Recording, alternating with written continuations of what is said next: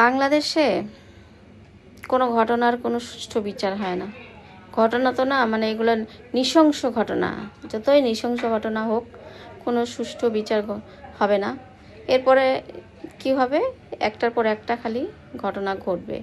একটা ঘটনা ঘটে আর মনের মধ্যে আশঙ্কা হয়, ইস, মানে নেক্সট ঘটনাটা না জানি আরও কত মর্মান্তিক। এরকমই, মানে এটাই হচ্ছে আমাদের বাংলাদেশের মানে মানুষের আসলে ভাগ্যটাই মনে হয় এরকমই।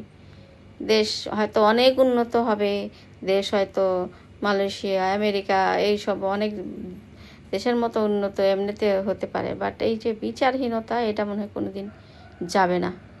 যদি যাইতো তাইলে এই যে ঘটনাগুলো বারবার ঘটতো না। কয়দিন আগে একটা কাজের মেয়ে ছোট্ট মেয়েকে কেমন করে পুরায়, এই গলায় ওখানে খুন্তি দিয়ে পুরায় কীভাবে, মানে একদম মরমর অবস্থা করে দিচ্ছে।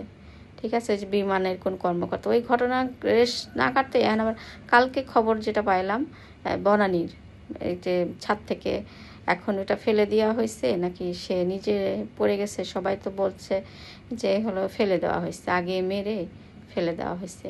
কি মর্মান্তিক না, মানে বাংলাদেশের মানুষের জীবনের মূল্য কতটা মানে মানে কম, মানে কোনো মূল্যই নাই বলতে গেলে। তো অভাবে পড়ে কাজ করতে গেছে ওখানে, মানে জীবনের কোনো নিশ্চয়তা নাই। আমরা অনেক সময় বলি যে মানুষে যে সৌদি আরব যায়, এই দেশে ওই দেশে যে কাজ করে, কেন তো কষ্ট করে, দেশে কেন করে না? দেশে কি ভালো?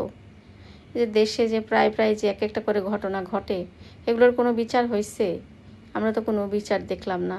যদি হইতো তাহলে তো এইভাবে একটার পর একটা ঘটনা ঘটে না।